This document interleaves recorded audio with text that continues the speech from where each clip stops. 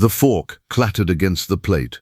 April 15th, 1931. Scarpato's restaurant, Coney Island, 3:42 p.m. Joe the Boss Masseria sat at his corner table, red wine in one hand, playing cards in the other. Across from him, Lucky Luciano pushed pasta around his plate, calm as Sunday morning. The restaurant was empty. Everyone else had left 20 minutes ago. But what Masseria didn't know, what he couldn't have known, was that Luciano had just excused himself to the restroom, and in those 2 minutes, 4 men walked through the front door. 20 shots shattered the silence. 6 bullets found their target. Joe Masseria died face down in his spaghetti, still holding the ace of diamonds, what nobody understood at the time. This wasn't just a mob hit, this was a revolution, and what Luciano built in the next 2 days would change organized crime forever. To understand what happened at Scarpato's that afternoon, you need to understand who Joe Masseria was in 1931.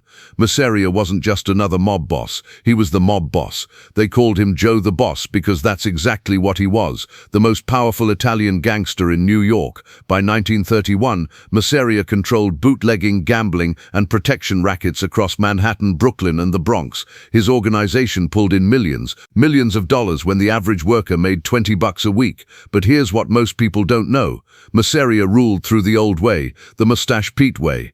What's that mean? It meant Italians only. No partnerships with Jews, no alliances with Irish, no sharing territory. It meant settling disputes with violence, always. Someone disrespects you, you kill them. Someone moves into your territory, you kill them. It meant tradition over efficiency, honor over profit, pride over strategy, and by 1931, Masseria was at war with nearly everyone. The Castellamarese War, 2 years of killings, ambushes, retaliation, soldiers dying over old grudges nobody even remembered, money disappearing into violence instead of profit, police attention increasing, newspapers writing headlines. But the real conflict, it wasn't between Masseria and his rivals. The real conflict was inside Masseria's own organization, because sitting at his right hand, watching everything, learning everything, was a 34-year-old underboss named Lucky Luciano, and Luciano saw the waste. Luciano was different from the old bosses. See, Luciano didn't grow up in Sicily. He grew up in New York, on the Lower East Side, in streets where Italians, Jews, and Irish all fought for the same scraps. And Luciano had learned something the Mustache Pete's never understood. The color of money is green. Luciano had friends across ethnic lines. Meyer Lansky, a Jew; Bugsy Siegel, a Jew; Frank Costello, progressive; Dutch Schultz, German. These men made money together, protected each other, operated like a corporation, not a medieval kingdom. But Masseria refused to see it. Every time Luciano suggested an alliance, Masseria shut it down. Every time Luciano proposed cooperation, Masseria called it weakness. Every time Luciano tried to modernize, Masseria quoted Sicilian proverbs about honor. And Luciano watched good men die over old grudges, watched millions evaporate into vendetta. So Luciano made a decision. If Masseria wouldn't change, Masseria had to go. But here's the thing nobody talks about. Luciano didn't just decide to kill Masseria one day. No. Luciano spent 6 months planning it. 6 months making sure every piece was in place, every ally secured, every potential problem solved before it became a problem. Because Luciano understood something the old bosses didn't. Killing a man is easy. Building something after he's gone is hard. First, Luciano reached out to the enemy, Salvatore Maranzano. The man Masseria had been trying to kill for 2 years. They met in secret, a warehouse in Brooklyn. We're all losing money. We're all losing men. And for what? Luciano said. Maranzano agreed, but wanted to be boss of all bosses after. Luciano didn't care about titles. He cared about structure. Fine. You can be boss, but we work together. We stop this war. They shook hands. Next, Luciano needed his own men. Vito Genovese, Albert Anastasia, Joe Adonis, all agreed immediately. Finally, he went to Meyer Lansky, his childhood friend. Lansky said something Luciano never forgot. You're not just killing a man, Charlie. You're killing a way of life. Make sure you're ready for what comes after. Luciano was ready, but there was still one problem. Masseria wasn't an easy target. He had bodyguards, always. He varied his routine, never ate at the same restaurant twice. He was paranoid, checked under his car every morning, tasted his food before eating, trusted almost nobody. Almost. He trusted Lucky Luciano, and that trust was going to kill him. April 15th, 1931. Luciano called Masseria that morning. casual, friendly. Boss, I found this great place in Coney Island, Scarpato's. Best Italian food outside Sicily. We should have lunch. Talk about the Maranzano situation. Masseria agreed. He loved good food. They arrived early afternoon. Masseria brought 2 bodyguards. But here's what Masseria didn't notice. When they sat down, Luciano chose a table in the back, private, away from windows. After they ordered, Luciano made a phone call, said it was business, stepped outside for 2 minutes. When Luciano came back, the bodyguards were gone. I sent them on an errand, Luciano explained. Didn't want them hovering while we eat. Masseria didn't question it. He trusted Luciano. Big mistake. They ate, they talked, they played cards. Masseria was relaxed, happy. The food was good. The wine was better. Life was good. Then Luciano excused himself again. Gotta use the restroom, boss. Masseria waved him off, kept playing solitaire. Luciano walked toward the back, past the restroom, kept walking, out the back door, into a waiting car. The front door of Scarpato's opened. 4 men walked in. Bugsy Siegel, Vito Genovese, Albert Anastasia, Joe Adonis. They weren't wearing masks, weren't trying to hide.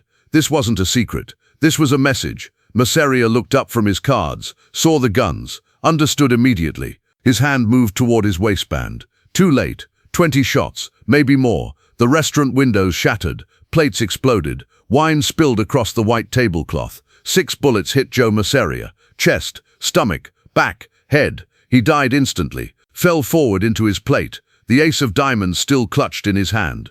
The 4 men walked out as calmly as they'd walked in. 40 seconds, beginning to end. When police arrived, the shooters were gone.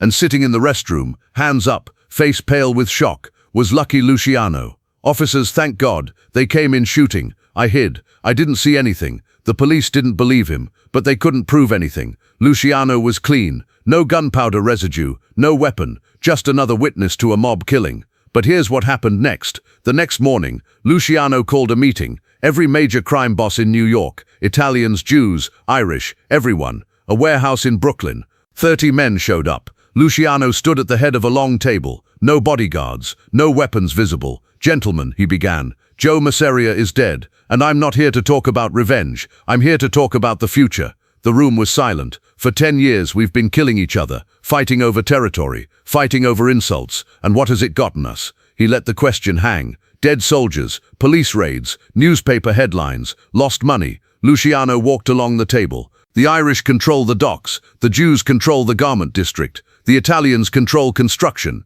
We all control pieces of bootlegging, gambling, prostitution. He stopped, looked around, but we're operating like medieval kingdoms, constantly at war, constantly losing. I'm proposing something different, a commission, 5 families, equal power. We divide New York into territories. Nobody crosses without permission. Disputes settled by vote, not violence. We cooperate on big opportunities, protect each other from the law. And most importantly, we stop the bleeding. The room erupted. Some bosses loved it. Modern business. Others called it weakness. Un-Italian. Salvatore Maranzano stood up. This is madness, Luciano. You want to turn us into clerks. We're men of honor, not businessmen. Luciano didn't blink. Honor doesn't pay lawyers. Tradition doesn't bribe judges. We're in the business of making money. Either we organize or we destroy each other. Your choice. Maranzano walked out. 6 others followed. The rest stayed, and the commission was born. For 6 months, it worked beautifully. The 5 families divided New York. Bootlegging territories mapped. Gambling operations coordinated. Labor rackets organized. Violence dropped. Money flowed. Police couldn't pin anything on anyone. Luciano moved into the Waldorf Astoria, Suite 39C, $10,000 a month. He had judges, politicians, and police captains on his payroll, but there was still one problem. Salvatore Maranzano. See, Maranzano hadn't just walked out of that meeting. He'd started building his own empire, declaring himself boss of all bosses, demanding tribute. Maranzano thought he'd won, thought with Masseria dead, he was the new king. He was wrong. Cheeks. 6 months later, Maranzano was in his office, Grand Central Building, 9th floor. He'd been celebrating. Masseria was dead. He was now boss of all bosses. 4 men walked in, dressed as police. Maranzano stood, annoyed. Officers, there must be. That's when he saw it, the way they moved. These weren't police. Compliments of Charlie Lucky, one said. They shot him 4 times, then stabbed him 6 times. Maranzano died on his office floor, but here's what nobody talks about. That same day, 30 to 40 Maranzano loyalists were killed across the country: New York, Chicago, Detroit, all coordinated by Luciano. The night of the Sicilian Vespers, a purge, clinical, complete. By sunset, the Mustache Pete era was over. Within days, Luciano called another meeting. This time, nobody walked out. "Gentlemen," Luciano said, "there will be no boss of all bosses. There will be no king. We are a commission, equal members, democratic votes. Anyone who disagrees can join Masseria and Maranzano." Nobody disagreed. What Luciano built that year lasted decades. The commission model became the blueprint for organized crime worldwide. Colombian cartels studied it. Triads copied it. Russian mafia used it. All following principles Luciano established in 1931, because Luciano proved that violence without strategy is chaos, that tradition without adaptation is death, that real power isn't taken, it's built. In 1960, Luciano sat in Naples, reading about the Commission's latest meeting. 30 years after Masseria's death, the blueprint was stronger than ever. A reporter asked, "Do you regret anything?" Luciano smiled. "Regret? I built something that'll outlive everyone." Masseria thought power came from fear. Maranzano thought it came from tradition. They were both wrong. Power comes from structure, from making yourself irreplaceable, even when you're not there. I didn't build an empire. I built a machine, and machines run after the engineer is gone. That's not crime. That's architecture. April 15th, 1931. Scarpato's restaurant. 20 shots, 6 bullets, 1 death, and the birth of modern organized crime. Joe Masseria thought lunch was safe. He was wrong, because Lucky Luciano didn't just kill a man that day. He killed a way of life and built an empire that's still standing. If this story made you see power differently, hit subscribe. We're exposing the underworld's hidden architecture, the backroom deals that shaped cities, the strategies that turned chaos into empires.